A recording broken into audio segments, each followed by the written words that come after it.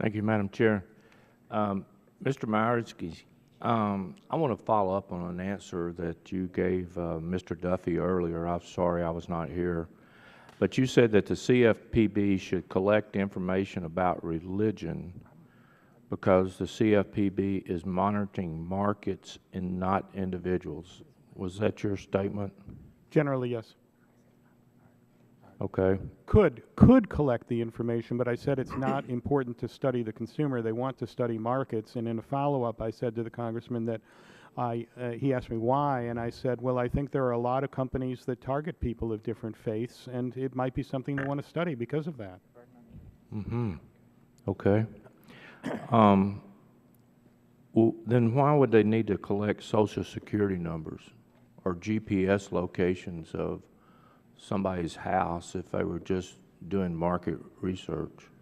The market research today involves trying to figure out what companies are doing with information. So what, I know, but what would that have to do with an individual? What this has to do with is, I'm sorry, they're trying to find out whether or not you at your location are being treated differently than me at my location, all other things being equal. Yeah.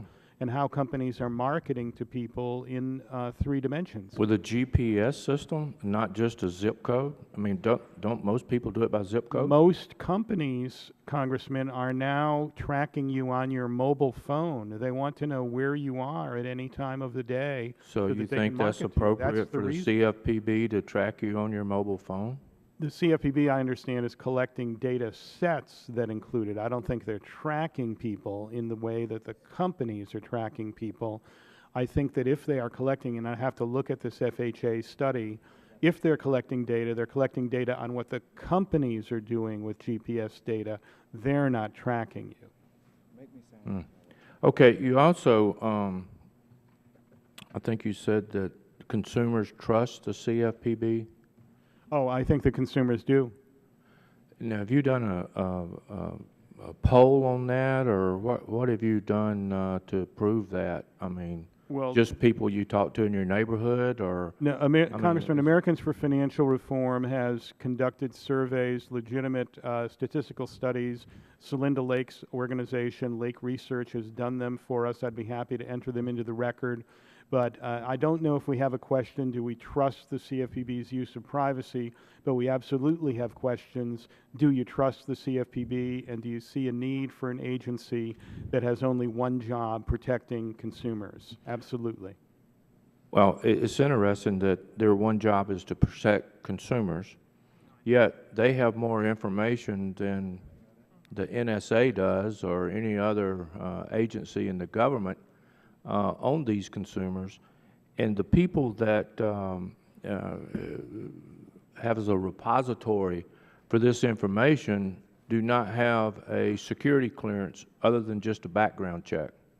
So do you think that that gives the consumer any type of sense of protection, and do they understand when they answer one of these surveys that somebody sends out that they have all this information and that the people that hold it do not have any type of security clearance?